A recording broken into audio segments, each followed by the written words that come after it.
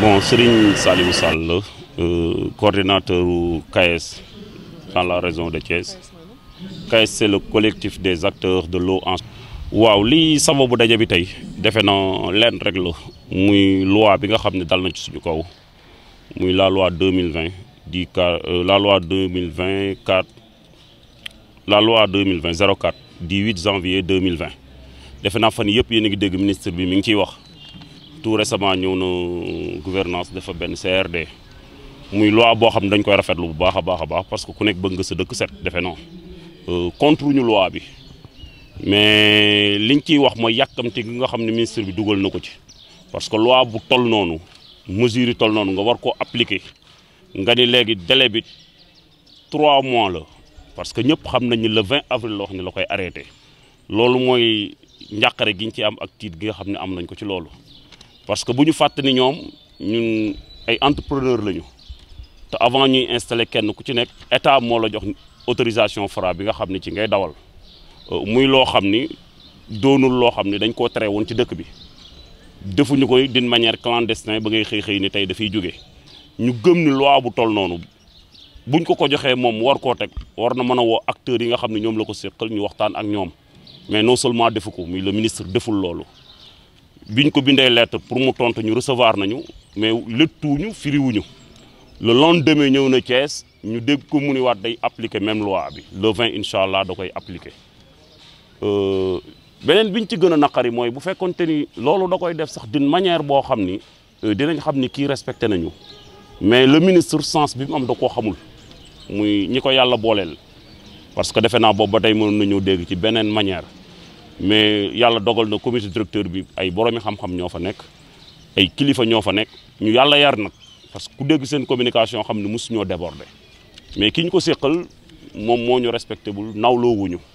non seulement ne dina appliquer loi bi bu ñu demee ba le 20 comme ci jàpp dina la yóbbu umra te nii ma koy waxee noonu la ko waxee umra mooy lan ñun ragaluñu sax prison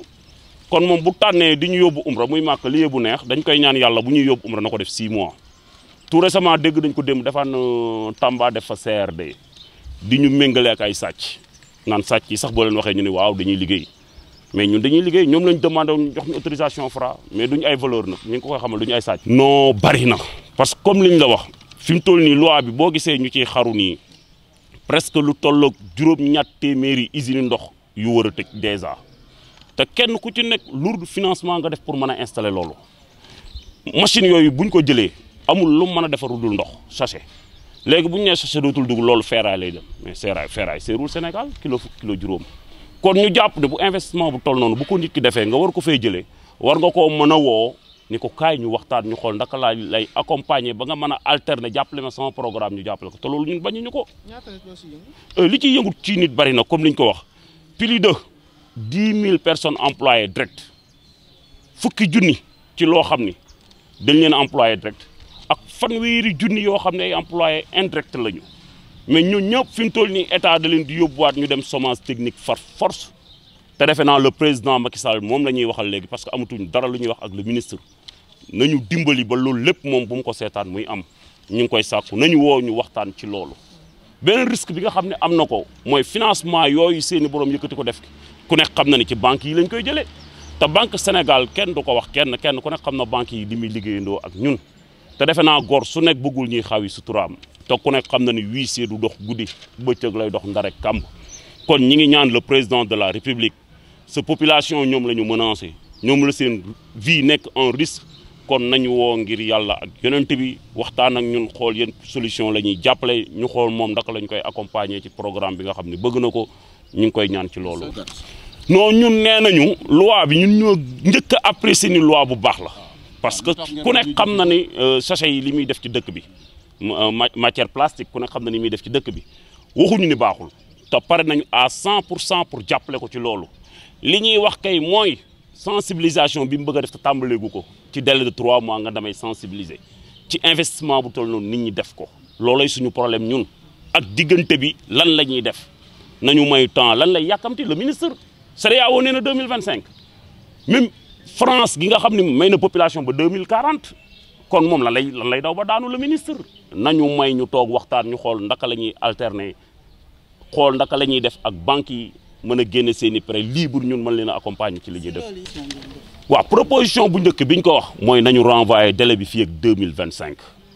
loolu wax nañ ko parce que bu ñu ko reporté fii ak 2025 dinañu permettre ñu mën a lijjanti banques yi fay leen seen i bor dinañu permettre ñun suñu bopp kenn ku ci nekk entre temps mën a xool lan ngay def loolu lañ wax waxuñu ko dinañu permettre ñu vider prêt yëpp libre ci suñu bopp kooku kay xanaa mënuñu koo bañal te bu ko le ministre bañee yaakaar nañ président du ko bañal askanam. beneen bi muy proposé ci loolu ku nekk xam na ne ndox mi bu nekkul ci plastique ci bouteille yi lay nekk te proposition yi muy def sax boo ko xoolee xam ne maîtriser wu ko ndaka lay di wax ni loolu bu boobaa day nekk sous forme consignante mooy day am garantie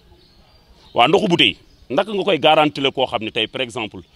buy dem Tamba day départ Thiès jënd bouteille dem Tamba day ŋabaat xottu butéel bi ba Thiès waaw mais nañ waxtaan rek ak bu boobaa ndaka lay demee ndaka est-ce que moom li muy waxtaan moom li muy wax le ministre ndax maîtriser na ko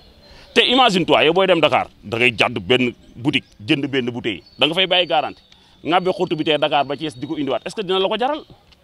te nee nañu ñi koy defar dañuy am garantie ñi koy jënd day am garantie lépp moo tax ma ne moom le ministre li muy wax sax maîtriser wu ko nañu woo ñu waxtaan ñu trouver ko solution yi gën a gaaw ñun ñooy première coproduction lan moo tax mënuñoo woo.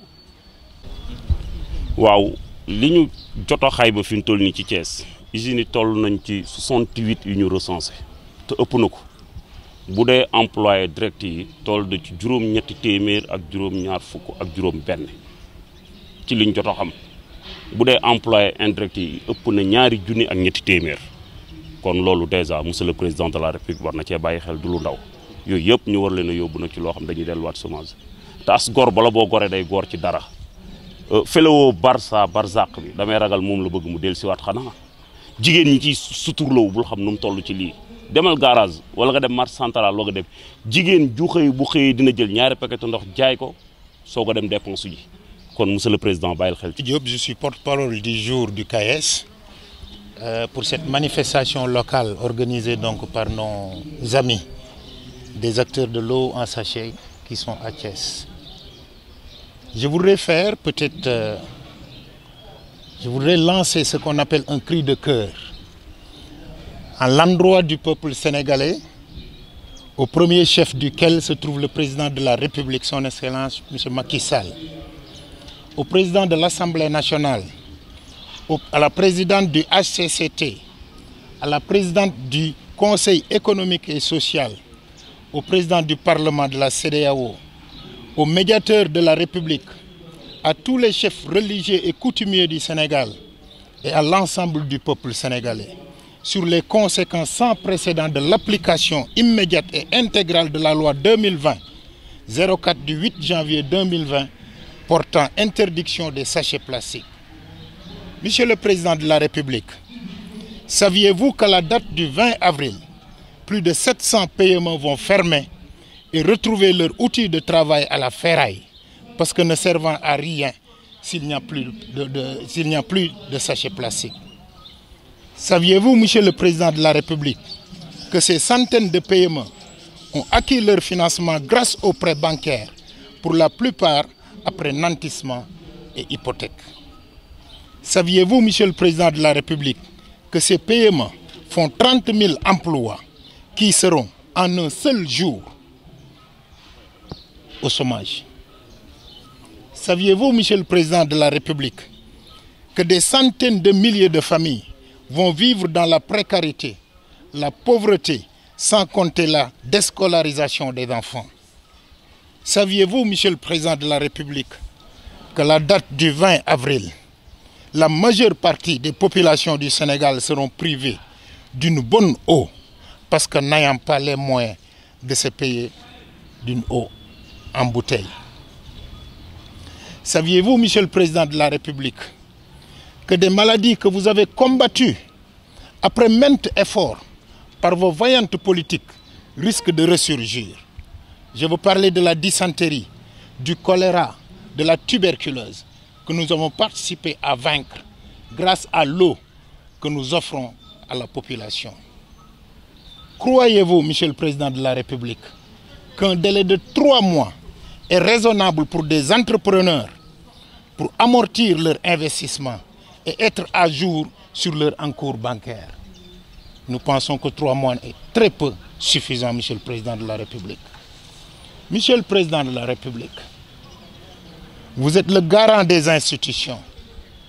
Comment pouvez-vous comprendre qu'un ministre de la République, en plein CRD hier à Tambacounda, fasse la promotion du vol, en égalant l'activité des vaillants entrepreneurs que nous sommes à celle de simples voleurs? Mais je crois que ce que le ministre a oublié, c'est que nous, entrepreneurs, nous sommes dans la production de biens et de services, alors que le voleur les soustrait. Nous méritons plus que mépris, Monsieur le Président de la République,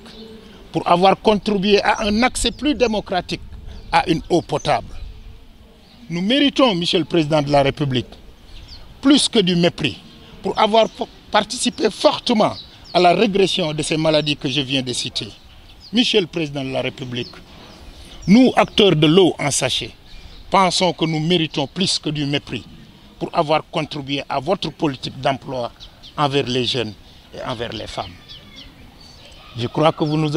avez tendu une oreille attentive. Le peuple a peur. Le peuple du CAES a peur aujourd'hui de tout ce qui va découler d'une application immédiate et intégrale de cette loi que je viens de citer. Voilà, c'est ça. C'est que nous avons été pris de court. Parce que la loi ne nous a donné qu'un délai de 3 mois pour fermer nos usines ou pour basculer vers d'autres activités. Alors que des investissements ont été faits à hauteur de milliards. Comment voulez-vous qu'un industriel se lève un beau jour, qu'on lui dise que tu as un délai de 3 mois pour alors payer tes encours bancaires,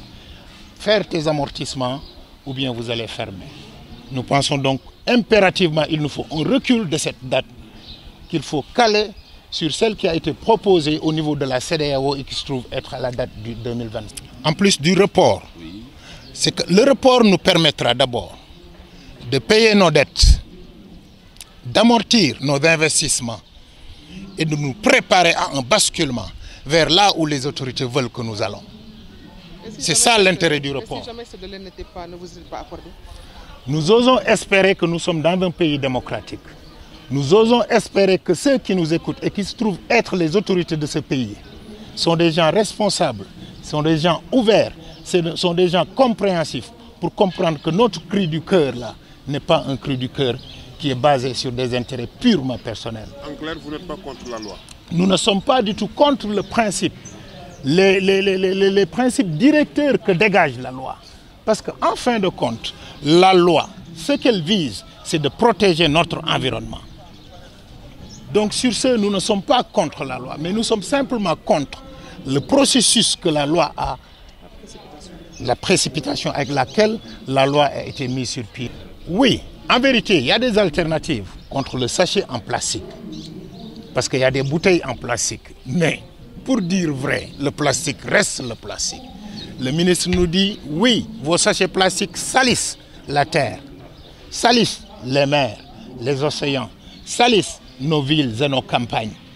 Nous disons que ce ne sont pas les sachets plastiques qui salissent, ce sont les êtres humains qui salissent. Parce que le sachet plastique ne se retrouve pas dans la rue comme ça. Il faille que l'individu le jette pour qu'il se retrouve là-bas. Donc il y a un problème de sensibilisation de la population pour qu'il change de comportement et que ce comportement-là soit un comportement beaucoup plus civique. Et que l'État, à son niveau, fasse de sorte que le collecte des ordures, la transformation de ces sachets plastiques-là, donc, je veux dire, le recyclage, soit vraiment développé pour que d'autres Sénégalais puissent même y trouver du travail.